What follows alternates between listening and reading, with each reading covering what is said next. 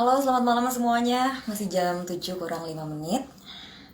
Terima kasih untuk teman-teman antusiasnya baik di DM ataupun juga di komen. Ada juga yang WhatsApp aku.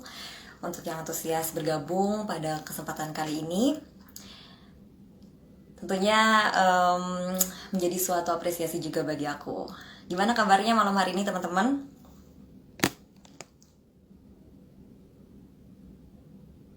Halo semuanya, semoga dalam keadaan sehat ya. Bagaimana hari ini? Perasaannya gimana? Kondisinya gimana? Hari ini campur aduk sih. Jadi aku sekarang masih di kantor. Akhirnya bisa live-nya dari kantor karena baru aja selesai bantu produksi di kantor. Tapi tapping sergapnya lagi berjalan sekarang. Kebetulan adalah hari ini yang siaran sergap bukan aku. Jadi aku punya kesempatan untuk melakukan IG live bersama dengan Mbak Lestari. Nah, ini adalah salah satu bukunya, Rantai Tak Putus dari Mbak Dilestari. Ilmu Mumpuni Merawat UMKM Indonesia. Coba teman-teman, aku sendiri jujur aja nih ya, seandainya kisah-kisah dari perjuangan orang-orang yang berjuang di UMKM di setiap daerah ini bukan Mbak Di yang tulis, kemungkinan besar adalah aku nggak akan baca. Ini maaf banget ya, tapi benar. Jadi selama ini aku tahu banget UMKM, bahkan di sekitar kita, bahkan aku sendiri pun mungkin pelaku UMKM karena aku pun juga punya produk makanan yang saat ini lagi aku coba untuk besarkan. Nah, dengan membaca buku ini, aku kayak mendapatkan inspirasi dan juga kekuatan baru lah gitu untuk mulai melangkah. Nih ya, sebelum kita mulai, aku punya beberapa kumpulan kalimat-kalimat yang lumayan menyentuh dan memantik semangat yang udah aku kumpulin dari buku Rantai Tak Putus ini. Yang pertama, untuk tumbuh besar harus melakukan lebih besar lagi. Ini kata Agus ya, Ketua Waru Manufaktur Indonesia. Mesin secanggih apapun, uang sebanyak apapun, kalau tidak sentuh manusianya, percuma. Kalau tidak bisa menggali potensi pegawai, usaha kita tidak bisa berkembang optimal. Betul atau tidak? Ini kata Harjito Seniman Desi. Dapat order itu nomor sekian. Yang penting itu usaha dulu untuk lebih baik. Oke. Passion kalau tidak dikelola dengan baik akan sulit maju. Passion digabung dengan profesionalitas, 2 jempol. Ini dari Bengkel Pinuji. Ini salah satu kisah yang juga wow pas aku baca. Nanti kita ngobrol-ngobrol lebih dalam lagi ya dengan Badi. Kemudian salah satu yang juga menarik adalah Badi ini bisa mengungkap atau bisa menceritakan bagaimana perjuangan dari tanah yang katanya terkutuk, tapi setelah kita cari dan gali potensinya, ternyata tanah di Indonesia itu nggak ada yang terkutuk. Semuanya istimewa. Kita hanya perlu tahu apa keistimewaannya. Kenapa kayak gitu? Kenapa aku bisa ngomong kayak gini juga? Karena waktu aku pergi bulan Agustus untuk menapaki Siompu, itu di Sulawesi Tenggara, itu juga sama persis kejadiannya. Jadi ceritanya di Sulawesi Tenggara itu ada buah jeruk namanya jeruk siompu. Katanya aku lupa jujur aja di tahun berapa, tapi itu pernah menjadi hidangan presiden. Nah, orang-orang bilang jeruk di Siompu rasanya itu gak akan pernah bisa sama dengan jeruk-jeruk di daerah lain. Waktu pertama kali mereka ngomong kayak gitu, tentu aku kayak, masa sih kayak gitu, jeruk kan ya di mana-mana sama aja rasanya, seperti yang kita tahu ya, asam, manis, campuran seperti itu. Tapi memang setelah aku cobain, jeruk di Siompu itu punya rasa yang unik gitu. Gimana ya, asam juga, asam, manis, seger, tapi ketebalan dagingnya tuh juga beda gitu kan. Terus rasanya beda lah gitu. Pokoknya ada pembedanya tapi sulit untuk dideskripsikan. Nah, mungkin itu juga yang terjadi pada Desa Hiung di Kalimantan Selatan yang membuat bubuk cabai dan juga cabai. Seperti itu. Nah, cerita-cerita itu aku dapatkan dari buku Rantai Tak Putus karya Mbak Dilestari. Nanti kita akan ngobrol-ngobrol lebih banyak lagi ya. Oke, kalau kayak gitu untuk teman-teman juga saat ini yang mungkin punya pertanyaan, boleh ditaruh di komen sambil kita menunggu nanti jamnya. Oke, sekarang udah 6 lewat 58 menit ya, 2 menit lagi berarti.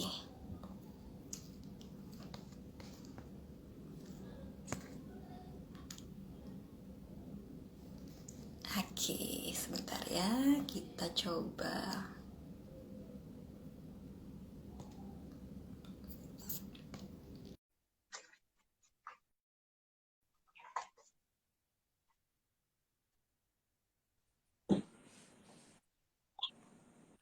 Halo, selamat malam, Mbak Di. Hai, Wah, cantik sekali, Mbak. Mbak Di bisa dengar suara aku atau koneksinya agak terputus saat ini?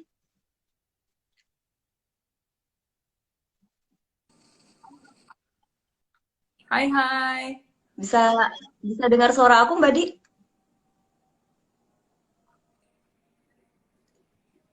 hai Brigita. Hai, Mbak Di bisa dengar suara aku? Bisa, bisa. Bisa. Oke, oke. Mbak Di gimana kabarnya Ini malam hari ini? baik, ini lagi di rumah. Baik, cerah banget, Mbak Di. Terima kasih. Mudah-mudahan sinyalnya oke ya. Nggak tahu nih agak sedikit naik turun hari ini, tapi mudah-mudahan beres. Iya, betul-betul. Aku juga soalnya nih di kantor sinyalnya agak naik turun di sini, tapi semoga hari ini lancar lah ya, Yes, 30 menit istimewanya bersama Mbak Di. yes. Terima kasih banget Mbak Di udah mau luangin waktunya untuk teman-teman dari followers aku juga pastinya ya, tentunya udah gak sabar banget untuk ngobrol-ngobrol soal buku non fiksinya Mbak Di yang judulnya Rantai Tak Putus ini Mbak Di. Yes, mari kita mulai. Oke. Iya, langsung aja ya. Badi, ini jadi kan Rantai Tak Putus ini merupakan salah satu buku non-fiksi, karena biasanya kan Badi selalu fiksi bukunya. Betul. Itu pun yang aku baca selalu mulai dari Aroma Karsa, Rangkaian Supernova. Ini sebenarnya kenapa sih memilih untuk menulis Rantai Tak Putus ini?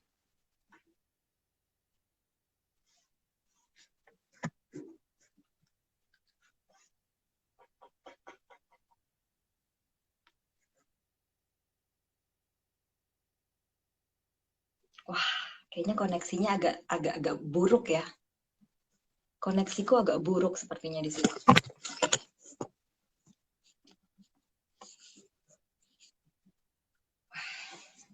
Pakai kita harus keluar ruangan.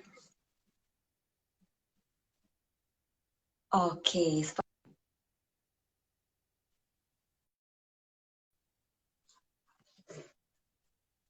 turun. Oke, aku coba ya. Sepertinya ini koneksinya terputus, tapi kita coba lagi ya.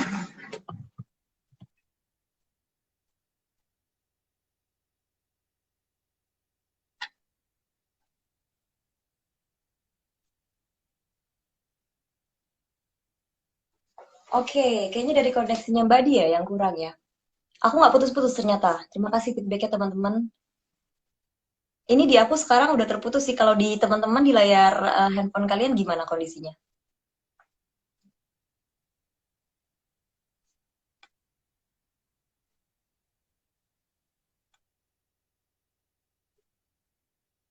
Boleh minta tolong bantuannya koneksi Mbak Dia yang bermasalah. Oke, kalau kayak gitu ya. Kita lihat dulu ya. Kita coba lagi. Aman, oke. Karena emang sinyal di ruangan ini juga agak jelek soalnya.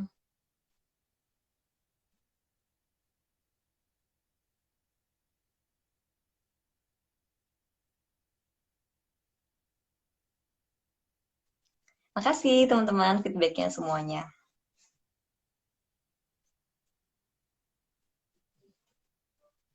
Coba bantu aku ya untuk misalkan kalau kalian bilang kayak tadi kan kameranya kurang naik, nah itu kan bisa jadi feedback juga buat aku.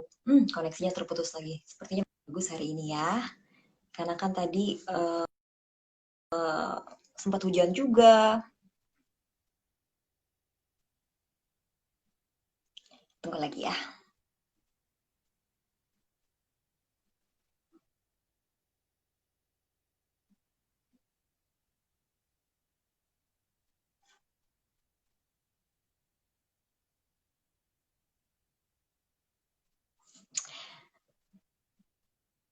Kak dukung agar virus corona cepat hilang. Iya ya, kita bersama-sama harus mendukung sih. Kalian gimana? Ada yang tetap harus bekerja? Ada yang masih rutin kerja kayak aku gini gak?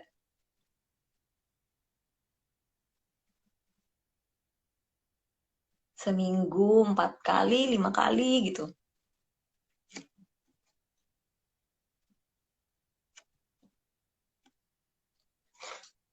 Oke, tunggu sebentar ya. Oke, masuk lagi. Semoga Mas Takung ya.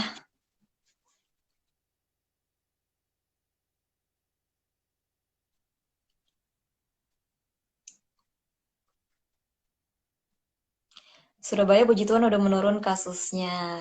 Bagus, semoga dipertahanin ya. Soalnya banyak banget daerah yang katanya, oke, Mbak Di udah kembali di sini. Aduh, kalau biasanya koneksiku tuh talk loh. Talk banget. Ini nggak Aku tahu malah kenapa. tadinya takut aku yang jelek. Iya, iya, nggak apa-apa, Mbak. Oke, oke. Kita lanjut Oke, ya, Mbak siap, ya. siap, siap. Oke, oke. Jadi kenapa sih Mbak Di akhirnya memutuskan untuk memilih? Meskipun aku udah dengar dan udah baca juga, tapi teman-teman pasti banyak juga yang mau tahu lagi. Kenapa sih Mbak Di, seorang Mbak Di memilih untuk menulis Rantai Tak Putus ini? Oke. Jadi sebetulnya memang sama kayak kata kamu deh. Aku juga nggak pernah kepikir sama sekali ya sebetulnya ya. Jadi waktu itu bulan November sebetulnya aku sedang mengerjakan satu proyek fiksi. Nah, jadi udah nulis tuh sampai akhir tahun. Memang waktu bulan Januari ada sedikit break. Nah, kebetulan banget ya, mungkin sudah jodoh ya. Pas break ini, aku bertemu dengan sebuah yayasan. Yayasan ini namanya Yayasan Dharma Bakti Astra, YDBA, yang memang dia adalah yayasan yang sudah 40 tahun bergerak di pembinaan UMKM. Nah, YDBA ini dari obrolan kami tuh dia bilang gitu, Mbak Dewi ini sebenarnya adalah masalah yang sangat penting gitu untuk UMKM. Karena tahu nggak UMKM itu banyaknya seperti apa gitu ya. Nah, jadi UMKM kita itu adalah 99,9% dari seluruh pelaku usaha di Indonesia. Jadi bayangkan yang industri besar itu hanya 0,1%. Nah, tapi pendapatan negara yang disumbangkan itu kalah sama si 0,1%. Jadi artinya kan kita sudah punya secara kuantitas udah banyak banget, tapi secara kualitas ini masih banyak PR-PR yang harus diselesaikan gitu. Terus dari situ aku merasa oh iya ya ini topik yang penting gitu. Tapi aku minta waktu itu. Saya minta waktu deh, saya mau pikirin dulu supaya saya juga punya kebulatan hati untuk menulis, karena bagi aku menulis itu sangat penting untuk akunya juga suka, akunya juga harus merasa bahwa ini adalah topik yang penting gitu. Nah, setelah aku riset sendiri, mataku juga mulai terbuka sih gitu, bahwa wah ini pertama sebuah tantangan. Ini memang kebiasaanku sih. Kalau aku tuh senang sekali nulis yang memang punya tantangan gitu. Jadi setiap buku itu harus menjadi pembelajaran baru. Nah, aku merasa ini adalah topik yang aku sama sekali nggak kuasai dan justru merasa tertantang untuk menuliskannya. Akhirnya aku break dulu dari nulis fiksi itu, dan selama pandemi sih tepatnya ya, Februari masih sempat riset keliling ke Surabaya dan Kalimantan Selatan. Habis itu baru mulai menulisnya sekitar 3,5 bulan sampai beres. Dan itu semuanya pas masa pandemi. Yang malah mungkin jadinya bagus karena aku jadi fokus ya. Jadi nggak ngapa-ngapain lagi, hanya nulis aja 3,5 bulan selesai. Gitu ceritanya. Oke. Berarti buku ini benar-benar lahirnya memang di kondisi pandemi ini ya, Mbak Di ya? Iya, walaupun tidak ditujukan itu sih. Tadinya kita malah mau rilisnya di bulan Mei dan sebagainya, mau ada acara, tapi ya itu terpaksa semuanya jadi offline dan cukup mundur ya, karena kita kan waktu itu pas lagi lockdown dan sebagainya gitu. Oke, nah yang menarik dari Rantai Tak Putus ini adalah kan proses pengerjaannya kurang lebih 3,5 bulan. Untuk risetnya sendiri itu berapa lama Mbak Di? Kan ini banyak tempat kan ya? Betul. Risetnya sebetulnya cukup singkat karena aku menjalaninya juga dengan efektif. Dan jadi kalau nggak salah 1 minggu pergi ke Surabaya, lalu minggu depannya ke Kalimantan Selatan. Jadi kira-kira itu semuanya terjadi di akhir Januari. Jadi mulai pulang riset itu udah mulai bisa nulis tuh. Gitu. Satu tempat itu berapa lama Mbak Di? Sebetulnya singkat sih. Kurang panjang ya, cuma ya mau nggak mau harus memaksimalkan. Jadi itu semuanya over the weekend, terus yang berikutnya lagi over the weekend gitu. Nah itu justru yang menarik nih Mbak Di, dengan waktu yang sesingkat itu bagaimana bisa menemukan poin-poin penting dari setiap tokoh. Kayak misalkan ya, Pinuji itu yang ikut lomba, terus misalkan si Agus yang sampai ada cerita matanya tuh merah. Itu aku tuh kayak, wah pertanyaan apa gitu, karena kita kan pasti bikin pertanyaan kan, Mbak Di pasti melakukan wawancara. Ini gimana ceritanya Mbak Di bisa masuk ke situ gitu loh, Ini itu yang pertanyaan reporter. jujur aja aku penasaran gitu. Ini pertanyaan reporter nih. Iya bener-bener. Tapi aku sudah mempersiapkan gini soalnya. Sorry, Brigita kan atau Verlina sebenarnya panggilan kamu? Takut salah. Bisa dua-duanya sih Mbak Di, yang enaknya aja, yang gampang diingat. Soalnya tadi nyebutnya Brigita, tapi kok pas yang lain nyebutnya Verlina, aku apa gue yang salah ya gitu. Oke. So, jadi ketika aku beberapa pengalaman, karena sebetulnya sebelum ini aku sempat juga bikin sebuah buku, tapi memang tidak rilis dalam bentuk cetak. Waktu itu kerjasama dengan brand juga, dan kerjasama dengan petani. Nah, itu udah jadi pengalaman juga, jadi catatan bagiku. Kadang-kadang hal-hal yang menarik itu justru keluar bukan dari pertanyaan utama, tapi dari pertanyaan-pertanyaan kecil, pertanyaan-pertanyaan sampingan yang ketika mereka sudah lupa bahwa mereka itu cerita untuk sebuah tujuan gitu loh. Karena kalau misalnya aku ngomongin soal ini untuk buku Rantai Tak Putus misalnya, waktu itu belum ada judulnya sih, tapi untuk buku tentang UMKM dan tentang bisnis gitu, itu pasti mereka akan fokus ke hal-hal yang sifatnya lebih kering, karena mereka akan cerita tentang bisnisnya, tentang apa ya, hal-hal yang menurut aku justru kurang humanis gitu. Tapi ketika aku bercerita, aku bertanya tentang keluarga, aku bertanya tentang prinsip hidup misalnya, atau aku bertanya tentang masa kecil, atau kesulitan apa yang paling, yang apa namanya, yang paling diingat gitu. Terus sambil menelusuri tempat kerja mereka. Karena kadang-kadang ada sudut-sudut yang punya memori khusus, sudut-sudut yang punya kenangan. Itu baru keluar cerita-cerita itu gitu.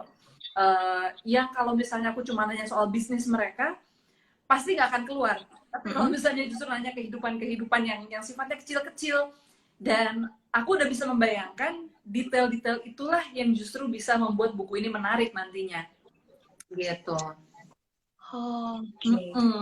Oke, berarti memang itu ya, bagaimana teknik wawancaranya ya sebenarnya ya. Ini Mbak Di jangan-jangan pernah punya pengalaman jadi reporter juga. Cuma mungkin aku berangkat dengan kebutuhan di kepalaku sih. Jadi aku membayangkan bahwa ini akan menjadi sebuah buku, sesuatu yang dibaca oleh orang. Jadi memang dan aku udah bilang sama mereka, Mas, Pak, ini saya akan butuh sentuhan dramatis ya gitu. Jadi boleh nggak ceritain mungkin beberapa kisah hidup Bapak yang seru-seru gitu. Nah dari situlah kemudian aku bisa mengambil bahan-bahan yang menjahit informasi-informasi mengenai UMKM-nya sendiri gitu. Oke, ini bisa nggak sih kalau kita katakan bahwa gaya penulisan, bukan gaya penulisan sih, jenis tulisan yang Mbak Di tulis itu sebenarnya dalam buku ini tuh seperti feature gitu ya Mbak Di ya? Iya, betul. Seperti feature, dan kalau kita betul ya Mbak ya? buku, itu kayak lebih buku kisah inspiratif ya. Karena kan non-fiksi itu banyak banget. Ada yang how to, ada buku yang juga sifatnya lebih kepada investigasi misalnya. Kalau yang aku lakukan sekarang sih memang lebih kisah inspiratif, karena itulah aku memang jadinya harus menggali kehidupan yang sifatnya lebih real dan lebih humanis gitu.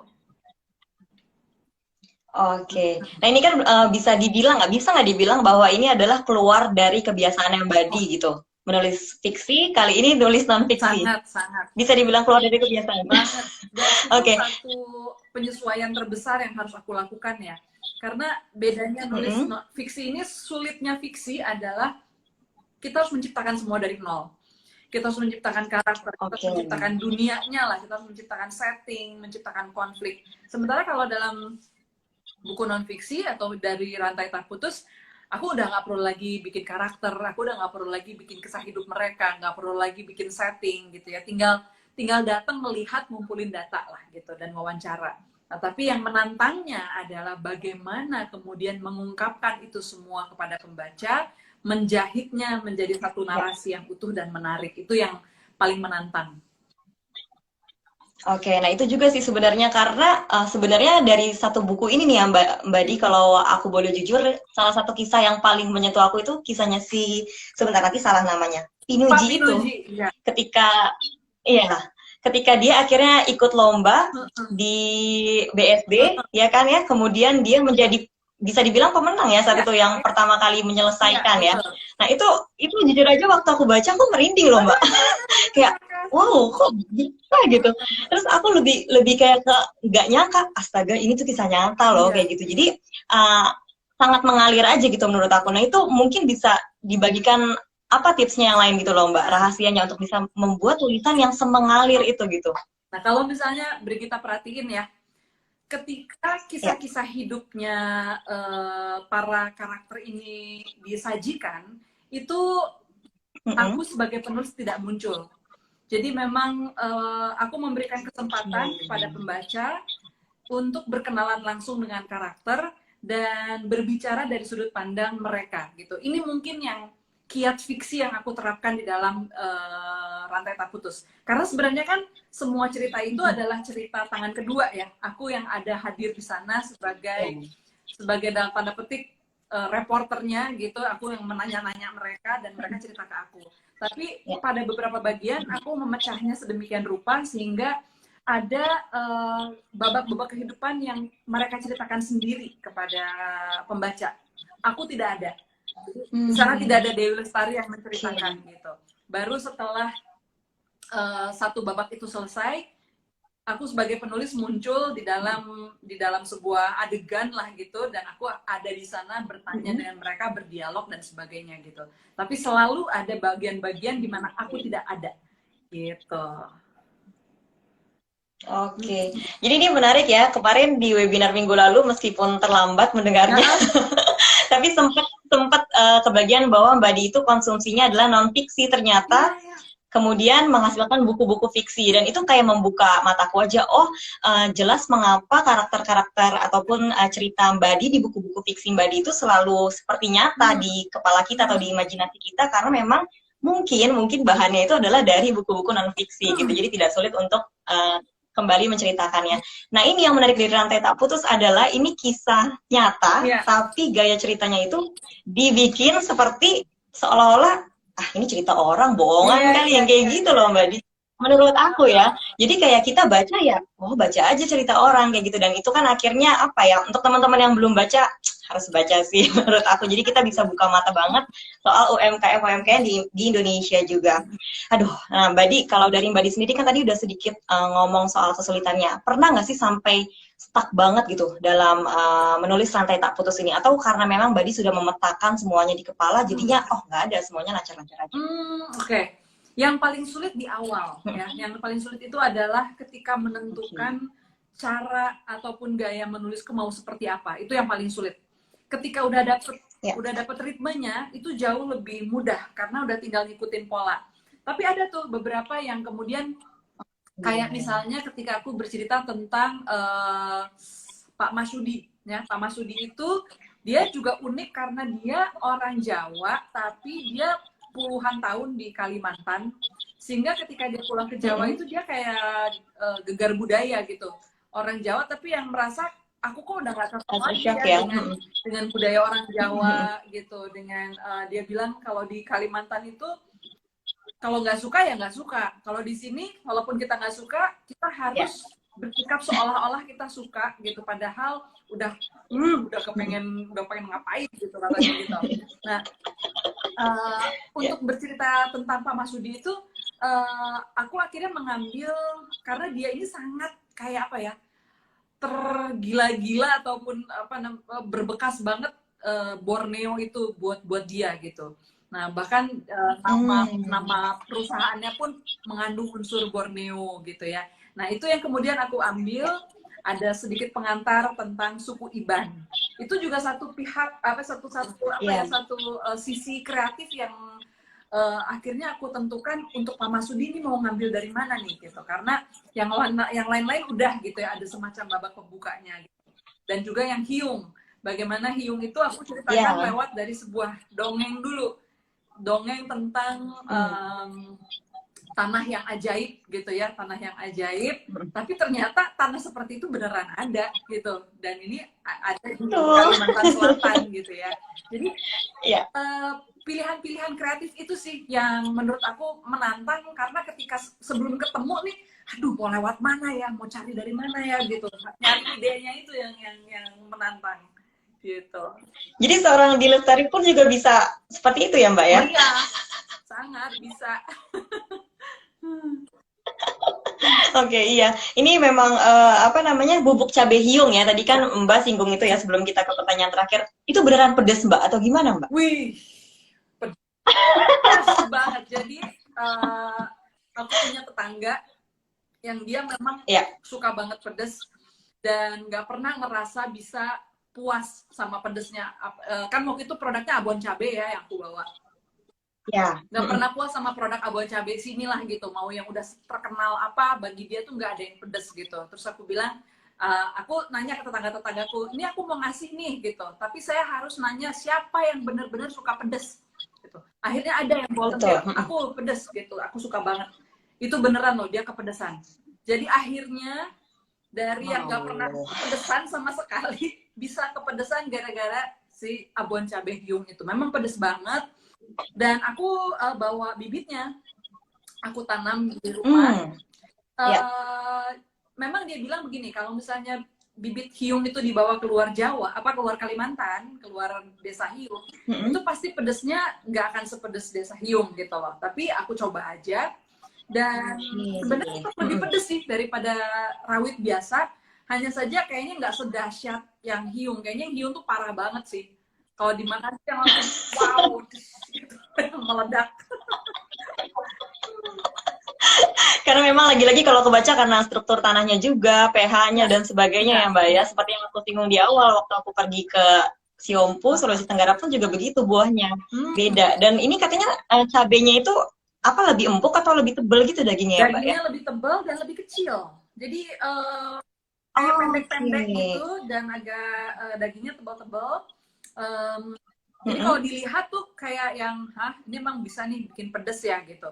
Dan aku sempat dengar juga dari petani hiung, mereka udah mulai kirim ke Jawa untuk beberapa restoran, karena menurut si para restoran itu, kalau cabenya Jawa, mereka harus pakai rawit 10.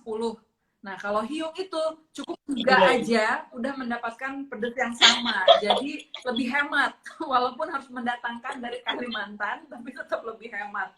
Walaupun bentuknya kecil-kecil banget. Oke. Sebenarnya senang ya dengan adanya rantai tak putus ini jadinya meskipun hanya beberapa tidak bisa mengcover seluruh daerah, tapi Mbak Di jadinya menghadirkan apa yang tidak kelihatan ya, keistimewaan dari negeri kita sendiri sebenarnya Betul, ya. betul. Dan Oke. kisah kayak gini tuh Nah, banyak banget loh, Brigita. Aku tuh penasaran banget ya, ya. karena yang aku tulis ini kan sebenarnya masih sedikit sekali ya dari berbagai macam Iya. kisah UMKM di Indonesia gitu. Semoga suatu hari nanti bisa nulis lebih banyak lagi sih, karena aku yakin masih banyak cerita-cerita yang belum terbongkar di luar sana. Oke. Nah, soal rantai tak putus nih terakhir ya Mbak Di. Eh, apa kerinduan dari Mbak Di dengan menghadirkan rantai tak putus ini? Boleh sedikit sambil disinggung mungkin kenapa judulnya adalah rantai tak putus pada akhirnya. Oke. Jadi rantai tak putus ini, kenapa aku pilih menjadi judul? Karena dari apa yang aku telusuri dalam buku ini, kesimpulan yang bagiku sangat berharga adalah ilmu merupakan rantai yang tidak akan habis oleh waktu gitu. Sementara kalau misalnya kita ingin membantu UMKM, kadang-kadang kita hanya terpentok ke soal modal, ke soal dana gitu ya. Sementara dana itu adalah sesuatu yang habis. Begitu dana habis, ya sudah gitu. Nah, sementara ilmu ini adalah sesuatu yang jauh lebih sulit untuk ditangani ya, karena kita ada konsistensi di sana, ada kontinuitas, ada pembangunan relationship dan sebagainya gitu. Tapi kalau ini berhasil dilakukan, efeknya panjang, tidak akan putus, serta bisa menyebar. Karena orang-orang yang sudah diajarkan, UMKM yang sudah punya ilmu, dia akan menurunkan ke teman-temannya, ke karyawannya. Jadi yang terdampak itu banyak sekali. Sementara kalau uang ya akan habis begitu saja pada akhirnya gitu. Jadi inilah sebenarnya rantai tak putus itu, maksud saya adalah ilmu. Jadi ilmu yang dapat merawat UMKM Indonesia, ilmu yang tidak akan habis, melainkan menjadi rantai yang tidak putus. Begitu. Wow, luar biasa banget, Mbak Di. Terima kasih banyak loh. Ini terakhir banget nih sebelum tutup nih. Ya, Ini boleh kasih bocoran dikit gak sih nih fiksi yang Mbak Di tulis tuh lanjutan dari Aroma Karsa apa enggak? kenapa ini harapan ya, sebuah harapan. Oke, oke. Soalnya terakhir kali baca Aroma Karsa tuh kayak ini pasti ada lanjutannya nih, nggak mungkin enggak nih. Itu kan tapi ya spekulasi orang biasa ya. Nggak tahu nih teman-teman di sini pun gimana yang bergabung edition. Kamu ini kayaknya pertanyaan Tapi yang kalau pasti banyak orang deh. Pasti banyak yang penasaran.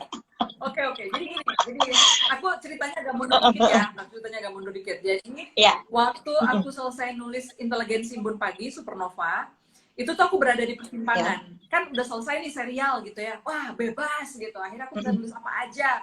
Nah, waktu itu ada beberapa calon yang mau kukerjakan. Eh, Oh, tapi akhirnya yang kupilih oke. adalah Aroma Karsa. Nah, sementara ada satu lagi yang saat itu sebetulnya menjadi kandidat, harus menyingkir dulu, dan akhirnya aku menyelesaikan Aroma Karsa. Nah, sekarang setelah Aroma Karsanya kemarin beres, aku merasa berutang untuk menyelesaikan si yang kemarin tersingkir itu. Jadi dialah yang sekarang dikerjakan. Oh, Dan ini sebetulnya ya, fiksi yang bersejarah banget buatku, karena sama seperti Perahu Kertas, yang sudah pernah kutulis waktu masih oke. muda, dan ditulis ulang lagi. Ini juga adalah kisah yang kutulis aslinya itu tahun 93, jadi 27 tahun yang lalu, bayangkan. Ya, so, ini Wow, pas aku adalah baru lahir dong ya. tidak. Oke. Oke, jadi ini adalah kisah yang aku tulis ulang, dan aku merasa utang besar banget sama si cerita ini. Dan ya alhamdulillah sekarang sudah hampir rampung lah ya, bisa dibilang begitu. Itu yang akan keluar mudah-mudahan tahun depan ya, awal tahun. Doakan semoga semuanya lancar. Amin, amin, amin. Soalnya aku waktu pertama kali tahu Rantai Tak Putus ini muncul, berarti buku fiksinya masih lama banget. Tapi setelah itu nggak berapa lama kemudian, Mbak posting di Instagram yang tamat itu. Betul. Astaga, ternyata buku keluar Iya, lagi, gitu. tapi kan pandemi, Brigita, aku jadi sangat fokus dan apa Ya, namanya, ngulik banget gimana caranya kerja yang seefisien dan seefektif mungkin. Jadi ini ya. akhirnya menjadi kesukaan dan tantanganku sih saat selama di rumah gitu ya. Gimana sih caranya meningkatkan produktivitas, hacking my brain and everything gitu untuk bisa nulis lebih efisien dan lebih cepat. Dan akhirnya terwujud juga ya, mudah-mudahan bisa terus bertahan supaya bukunya semakin banyak ya per tahun. Amin. Pasti doain. Soalnya kita semua yang suka nih, teman-teman di sini Addiction pasti nggak sabar banget sih Mbak Di. Karena ini bukan gimana nih ya Mbak Di untuk menutup aja. Karena setelah baca Aroma Karsa, aku tuh kayak nyari buku apa lagi yang aku harus baca yang sejenis itu gitu. Iya, Dan iya. itu dihadiahin sama pacar aku di saat aku ulang tahun. Aku baru baca itu kurang lebih 2 atau 3 bulan kemudian. Kenapa? Karena aku tahu sekali aku baca, aku pasti nggak akan bisa berhenti gitu, kayak begadang gitu bacanya. Dan itu semua yang dialamin sama teman-teman aku yang baca bukunya Mbak Di, segitunya gitu loh Mbak. Ini bukan lebay loh ya. Astaga.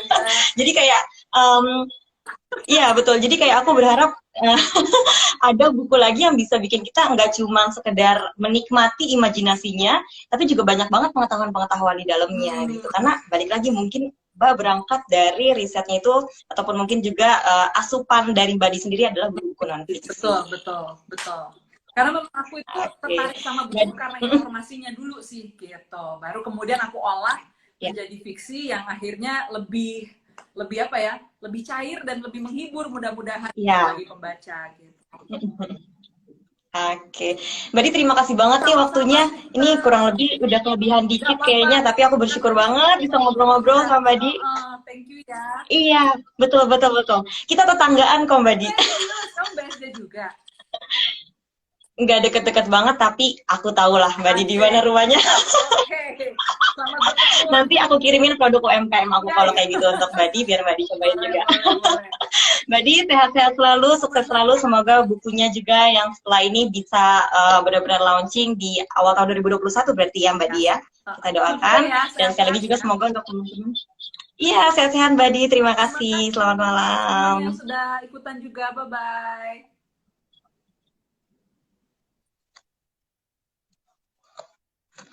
Iya, teman-teman terima kasih semua. Sekali lagi untuk yang belum tak putus, ini recommended banget sih karena aku menyelesaikannya dalam waktu yang sangat singkat banget, jujur aja.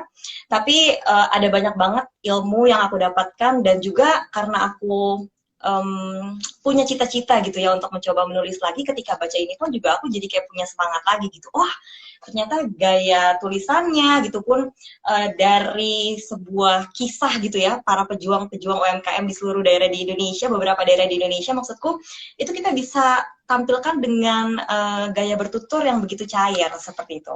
Nah, ini untuk menutup ya. Untuk menutup. Ilmu merupakan warisan yang langgeng. Ketika mata rantai dana berakhir dengan cepat, mata rantai ilmu tidak terputus. Nah, ini adalah salah satu cuplikan ya dari rantai tak putus. Jadi memang ilmu itu adalah warisan yang tidak ternilai banget. Kita itu dari buku ini aku belajar adalah kalau kita mau membantu seseorang itu jangan kasih ikannya, tapi kasih kailnya. Jadi kita tuh jangan cuman serahkan kepada dia nih uangnya, tapi ilmunya juga supaya dia bisa bertumbuh dengan caranya sendiri, karena setiap orang pasti punya caranya masing-masing untuk survive di bumi ini. Teman-teman, terima kasih semuanya yang udah join malam hari ini. Aku juga harus lanjut beraktivitas lagi di kantor. Semuanya sehat-sehat selalu ya. Semoga kita bisa keluar dari situasi ini. Tapi meskipun sulit, semoga kita pun juga bisa berkarya dan tetap semangat dalam menggapai cita-cita kita. Saya Brigita Perlina pamit undur diri. Terima kasih, selamat malam. Sampai jumpa.